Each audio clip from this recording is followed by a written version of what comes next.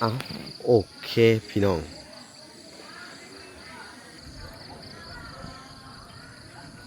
เอาโอเคเนาะทุกคนกราบสบายดีพ่อแม่พี่น้องเนาะเบิดสู่ผู้สู่คนพี่น้องเอ้ยเนาะกันยินดีเข้าสู่ช่อง YouTube เบาหลาสายบุญคุณธรรมคือเก่าเส้นเคยพี่น้องเอ้ยเนาะทักทายสบายดี FC ทางฝั่งไทยและ FC ทางฝั่งลาวและ FC ทางต่างประเทศนำเด้อพี่น้องเอ้ยเนาะสบายดีพ่อแม่เนาะอยู่ทั้งเมืองนอกเมืองนาพี่น้องเอ้ยเนาะ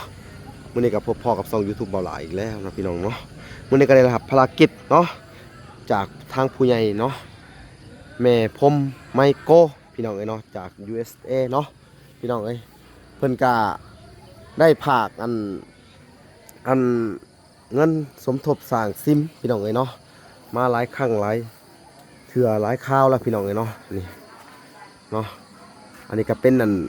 ทั้งแม่พรมไมโกพี่น้องUSA เนาะแกนลัดซีบีโอไฮโอพี่น้องเลยเนาะทางเพิ่นอยู่ก็ได้เนาะโอ้ขออนุญาตนะโอ้พี่น้องเลยเพิ่นวาดผาผนังแต้มสีเมืองงามอะไรล้อพี่น้องเลยนี่อ๋อโธ่นี่อันศรัทธาสร้างแม่พรมไมโกพี่น้องเลย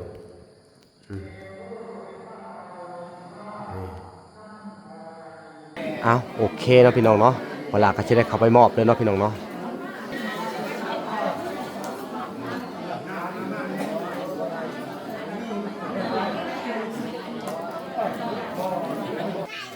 สบายดีแม่ผมไม่โคเนาะถือว่า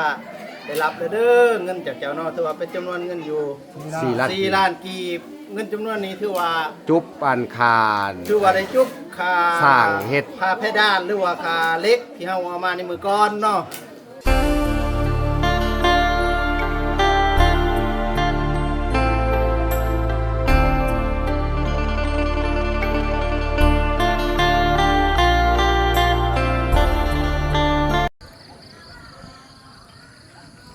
เอาโอเคเนาะทุกคนกราบสบายดีพ่อแม่พี่น้องเนาะเบิดสู่ผู้สู่คนพี่น้องเอ้ยเนาะกันยินดีเข้าสู่ช่อง YouTube เบาหลาสายบุญคุณธรรมคือเก่าเส้นเคยพี่น้องเอ้ยเนาะ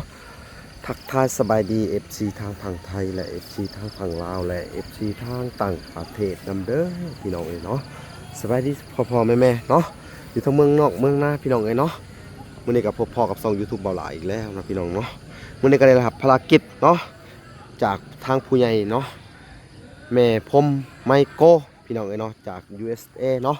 พี่น้องเอ้ยเพิ่นก็ได้ภาคอันเงินสมทบสร้างซิมพี่น้องเอ้ยเนาะมาหลายครั้งหลายเถื่อหลายคราวแล้วพี่น้องเอ้ยเนาะนี่เนาะอันนี้ก็เป็นอันทั้งแม่พรมไมโกพี่น้องUSA เนาะแกนลัดซีบีโอไฮโอพี่น้องเลยเนาะทางเพิ่นอยู่ก็ได้เนาะมื้อนี้ก็เพิ่นได้ผากมาไอจ่ายค่าสร้างพี่น้องเอ้ยเนาะสร้างเฮ็ดอันซิมพี่น้องเอ้ยนี่เนาะสร้างเฮ็ดซิมอันเพดานซิมพี่น้องเอ้ยเนาะพี่น้องเอ้ยเดี๋ยวเราจะขออนุญาตขึ้นไปถ่ายเนาะพี่น้องเอ้ยเปิดประตูก่อนพี่น้องเลยโอ้ขออนุญาตนะโอ้พี่น้องเลยเป็นวาดผาผนังแต้มสีเมืองงามอะไรล้อพี่น้องเลยนี่อ๋อโธ่นี่อันศรัทธาสร้างแม่พรมไมโกพี่น้องเลยนี่ขักอะไรล้อเนี่ยพี่น้องเลยแต้มลิงแต้มลายพี่น้องเลยเนาะขักอะไรเพิ่นเห็ดเลยพี่น้องเลยนี่อ๋อหลวดลายงามพี่น้องเลยเนาะสุดยอดเลยมื้อนี้ก็สิได้มาสมทบเนาะหรือว่าสิได้มามอบเงินก่อนพี่น้องเลยมื้อนี้เนาะ สุดยอดลายพี่น้องเอ้ยลายสวยงามเลยพี่น้องเอ้ยเนาะผู้ที่ทางอันวัดเพิ่นมื้อนี้มีงานบุญประเพณีนำแน่พี่น้องเอ้ยเนาะก็เป็นนั่นงานบุญอะไรข้าวเมาเพิ่นว่าพี่น้องเอ้ยเพิ่นก็เฮ็ดกันมื้อนี้เนาะพี่น้องเนาะ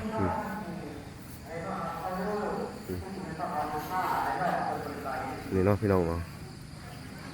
ชาวบ้านเพิ่นในหมู่บ้านก็เฮ็ดบุญข้าวเมาเพิ่นว่าเนาะพี่น้องเนาะมื้อนี้ก็มี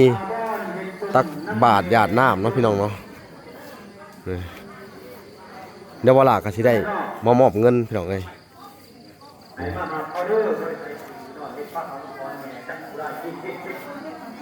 พี่น้อง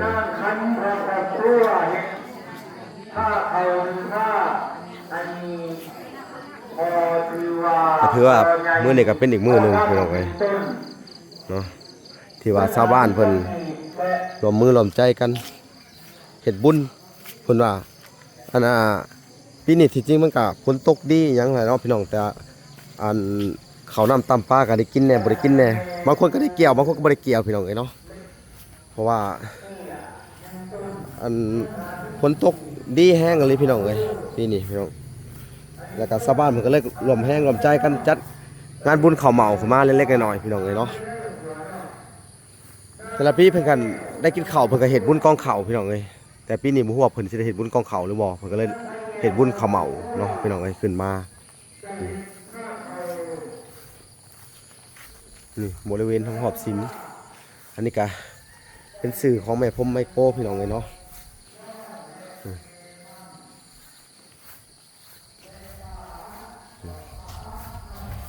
แต่ว่าซิมสุดยอดเลยเป็นแต้มลิงเต็มลายเรียบร้อยเลย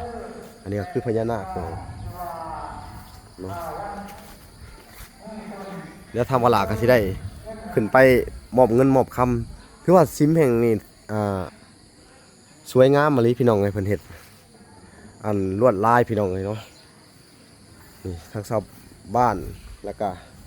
ทุนอันหลายๆหมู่หลายๆบอลแล้วก็จากทางอันแม่พรมไมโครแหละพี่น้องเนาะเพิ่นก็สมทบเข้ามาหลายครั้งแล้วพี่น้องเลยเป็นเงินดอลลาร์กับหลายพันแหละพี่น้องเลยเนาะซุ้มประตูนี่เพิ่นเอาเนาะแล้วก็อันดอกบัวเนาะดอกบัวซิมเพดานซิมพี่น้องเลยเพิ่นก็ได้อันสมทบสร้างพี่น้องเลยแล้วแต่ว่าเพิ่นวาดลิงวาดลายแล้วแหละก็เนาะมีแต่ว่าอันก็สิได้จ่ายค่าสร้างเพิ่นพี่น้องเลยเนาะตัวนี้ก็คืองวดเฮ็ดอันเพดานแต่ว่างวดอันแต้มลายยังอีกต่างหากพี่น้องเลยเนาะแล้วเขาก็จะได้ไปเสนออำนาจการปกครองเท่าแก่แนวโฮมเลยพี่น้องเนาะ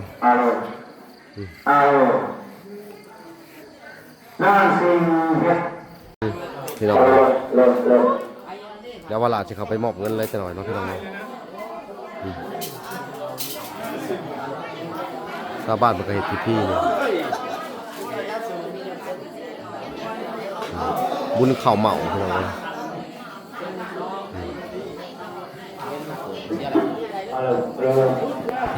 ว้าวลูกเพิ่นกำลังสิเข้าพิธีเนาะพี่น้องอันเฮ็ดบุญเนาะพี่น้องเนาะเลยบุญข้าวเหมาพี่น้องเอ้ยเนาะเพิ่นก็จะเข้าพิธีเนาะพี่น้องเนาะหลังจากนั้นแล้วก็สิได้มอบอันเงินเนาะพี่น้องเนาะมอบเงินให้ทั้งวันพี่น้อง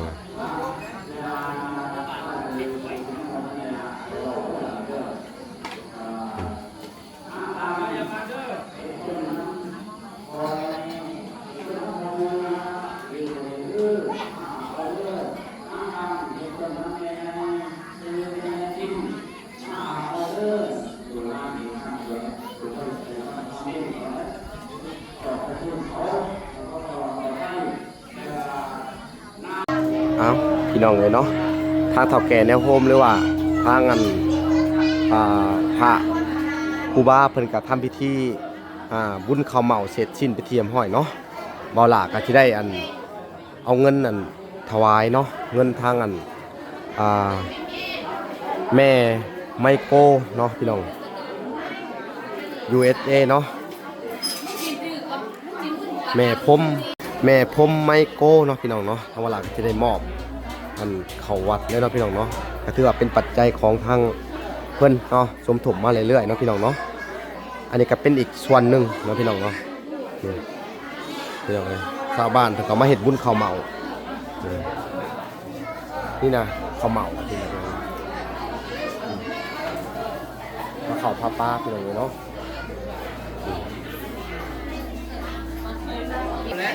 พี่น้องเลย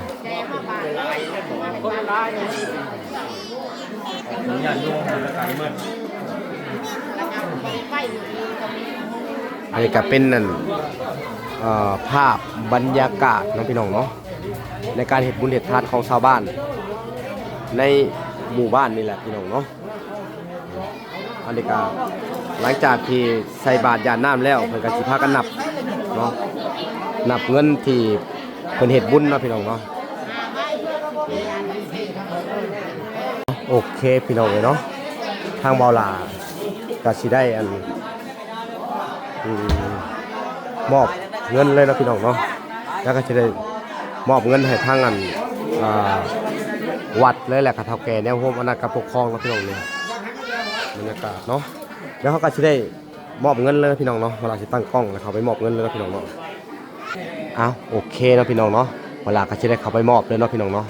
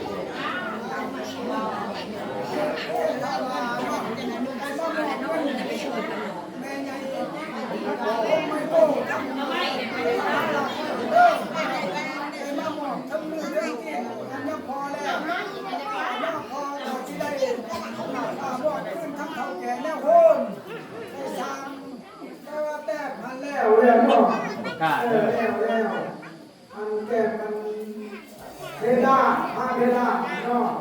คืออะไรครับเป็นการไปพาเพดานสำเร็จแล้วไปแล้วเก็บสื่อซ้ำใส่ไปแล้วแล้วก็ช่วยให้พอเท่าลาในประเทศไทยผ่านไปบ้างหน่อยแน่แล้วก็คือว่าเรียกว่ามีเงินอยู่จำนวน4 ล้านเนาะ4 ล้านกีบแล้วก็ที่ได้บอกไปทำได้บ้างเอาเด้ออันนี้ในจะผมพบไว้โก้ครับพอเด้อสิงคโปร์เด้อ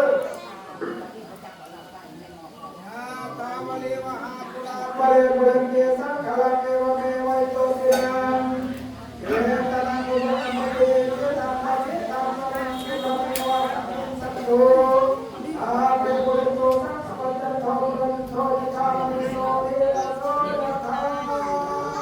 อาตุอาตุอาตุอนุทามิลักขณวาโอ้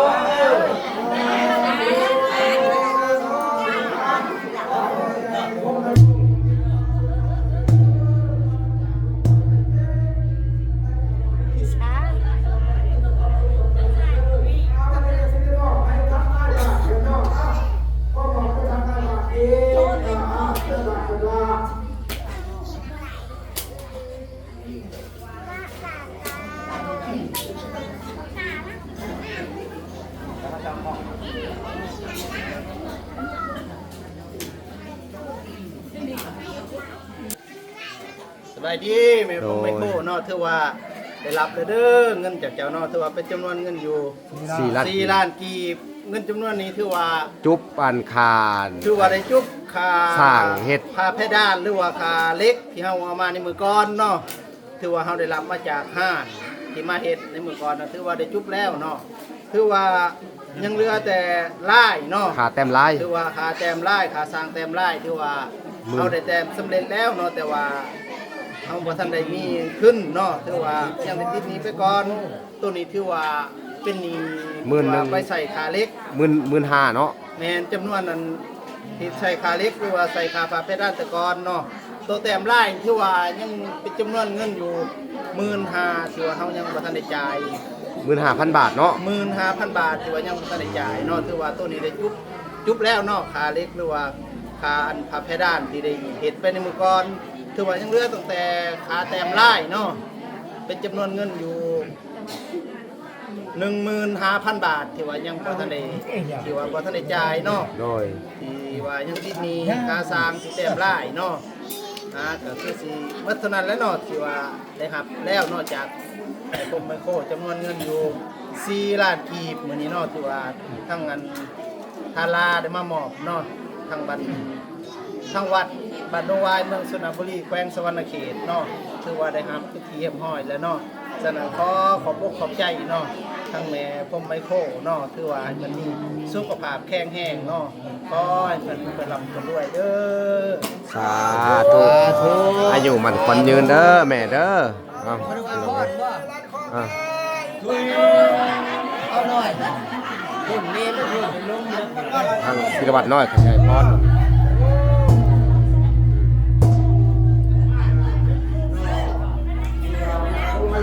ลำคล้องเนาะเข้าแก่ในโฮมเนาะก็ได้รับเป็นเกียรติหน่อยเด้อแม่ผมไมโครเอ้ยทั้งนี้ก็บ่มีสังเด้อจะตอบคุณแทนคุณมีแต่ความไว้ใส่ให้พรเด้อไปพรให้พรใส่อันประเสริฐเด้อผู้ทรงเกิดขึ้นแล้วพรแก้วที่ทรงตามคอยสุขเลิศล้ำให้แก่แม่ผู้มาทานเด้อเพิ่นได้มาย่อหยุ่ก่อนสตางค์วางไว้มาแสดงท่านให้บ่อะไรมีห่วงเด้อดวงศรัทธาแก่กล้าบ่มีซากแก่นั้นเจ้าได้มาทานไว้เป็นปัจจัยอันของเด้อ100 ล้านพันล้านแท้ๆข้าวนี้จังยังดีเด้อคอยสุขจิตด้วยคุณธรรมมีอยู่สวยเด้อให้เจ้าลาภเจ้ารวยสารเสริญหยุกย่องย่อขึ้นเลื่นคนโพธิทรัพย์อันนี้ล้นในนางในเฮือนเด้อทั้งเงินเรียนเงินตากระดาษแดงใบแดงของแพงๆตั้งแต่ปูมูลมังตั้งแต่อยู่เด้อคอยมาสวยคำน้ำเจ้าอย่าสุไหลขันมันไปพังเทศไม่พอแทนทองคำเด้อแม่เด้อขันมันไปพังทำไม่พอน้อนิ้นแก้วบาดว่าพังทำแล้วกลับมาเอื้อนพอของทุนขาเด้อมานี่โซ่โศกลาบข้าวเหลืองอยู่เอื้อนพอความเพียรของเจ้าสร้างสิ่งท่านแต่บางก่อนปัจจุบันความพร้อมน้ำกองสวยถนอมมีกินหอมอุ่นเอารักษาต้นไปเต่าถั่วมีกินหอมอุ่นเอาของเท่าเมื่อนี้ย้ำเจ้าหยกยานใหญ่ติ้นอย่าปลายสู้น้ำด้วยแม่เด้อย้ำเจ้าเดินตามทางอย่าต่อยจ้อตั้งต้อมย้ำเจ้ามองไปหน้าหูตาแจ้งสว่างมองไปขวาไปซ้ายเว้นหน้าอย่าปลายนี้ขั้นมันจากโลกนี้ห่อเหินถึงสวรรค์ดวงวิญญาณพาดังสุนิรพานพุทธการทำบุญเจ้าก็สร้างสินทานเจ้าก็แต่งถึงสวรรค์อย่างแม่เด้อเจ้าวัดหานีเด้ออายุวันโนสุขังพลังมันยืนเด้อแม่เอ้ยสาธุเนาะเอาก็ถือว่าอันทางวลาเนาะก็ได้มอบเงินเนาะให้ทางอันวัดเนาะหรือว่าทางเฒ่าแก่แนวโฮมเนาะหรือว่าทางศิลวัฒน์เนาะเพิ่นก็ได้เฮ็ดพิธีนะครับได้รับพิธีเรียบร้อยแล้วครับเพิ่นก็ได้ให้พรเนาะทางอันชาวบ้านเพิ่นก็ดีมกดีใจหลายพี่น้องเอ้ยที่ผ่านมากะอันแม่ผมเพิ่นก็ได้ซอยมาหลายรอบแล้วเนาะพี่น้องเนาะแล้วก็อันนี้ก็อันอีกรอบนึงเนาะแล้วก็ยังเหลืออีก15,000เนาะ1,500 บาทพี่น้องเอ้ย15,000 บาทพี่น้องเอ้ยขอโทษขออภัยเนาะก็ถือว่าเพิ่นก็ยังสิได้ผากมาใหม่อีกทีนึงเนาะแล้วก็สิผากมาแม่นโดยเอาพี่น้องเนาะทางเวลาก็บ่มีหยังสิตอบบุญแทนคุณเด้อแม่เนาะขอให้แม่จงมีแต่ความสุขความเจริญเนาะ ความเจ็บอย่าได้ความไข่อย่ามีเด้อแม่หายเจ็บหายไข้หายพยาธิโรคาเด้อเอาอายุมันควันยืนเนาะให้เจริญในหน้าที่การงานเจริญในศีลในธรรมเนาะขอให้บุญรักษาเทวดาคุ้มครองเจ้าเด้อแม่เด้อเอาโอเคพี่น้องเนาะเวลากาสิได้อัปเดตบรรยากาศเนาะอันนี้ก็เป็นมืออันนี้อย่างนี่เฮ็ดบุญหยังนะ ตักบาตร ตักบาตรบุญเขาเมา โอ้ย เมาบุญประจำปีเนาะ โอ้ย เมาเลย เนาะอันนี้ก็ทางในบ้าน แน่บาทเราเว้าไปได้หลายเด้อเว้าเว้ย สิบหน่อยน้อยใหญ่เพิ่นก็เงินของแม่พ่อไม่โก้เนาะ โอ้ย ก็เพิ่นได้เห็นทุกบาททุกสตางค์เนาะคือว่าทั้งเฒ่าแก่แนวโฮมหรือว่าชาวบ้านนวายของเฮาก็ได้รับไปทีห้องเลยคือว่าเอามาสร้างซิมเนาะภาษาซิมมาในวัดนี่แหละก็บ่ได้สตกเฮียเสียหายดอกเนาะคือว่าสร้างหมดคู่ โดยสาธุ กีบคู่สตางค์เลยเนาะ โดยสาธุ ทั้งแม่ใหญ่ก็ขอให้มีสุขภาพแข็งแรงคือว่ามีบุญมีกุศลเนาะให้เจริญก้าวหน้าจริงๆกันไปอีกเนาะให้มีความสุขความเจริญมีสุขภาพแข็งแรง โดย เอา เท่านั้นแหละเนาะ โดย ขอบคุณขอบใจละลาย โดยขอบใจทางในบ้านเนาะอันนี้ก็คือทางในบ้าน ให้มีสุขภาพแข็งแรง สาธุเนาะ คือลือหล่นหรือว่ายิ่งใหญ่กันไปเนาะให้มี สาธุ คุณค่าถือตาเนาะ สาธุ กันไปนั่นแหละเนาะ โดย กัน เอา ไปเนาะ บ้านนี้ทั้งชาวบ้านเพิ่นกาสิได้กินข้าวกินน้ำเนาะหลังจากที่ว่าถวายพระข้าวพระปลาเสร็จแล้วเนาะทางชาวบ้านเพิ่นก็นี่พี่น้องเอ้ยแล้วก็สิสันข้าวสันน้ำหลังจากอันครูบาสันเสร็จเนาะพี่น้องเนาะ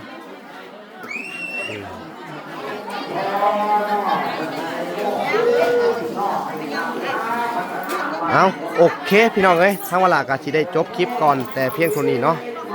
พอกันใหม่อีกคลิปหน้าเนาะฝากติดตามคลิปตอนต่อไปพี่น้องโอเคพอกันใหม่คลิปหน้าคลิปนี้ขอกล่าวคำว่าสวัสดีและสวัสดีเด้อบ๊ายบายพี่น้องเอ้ย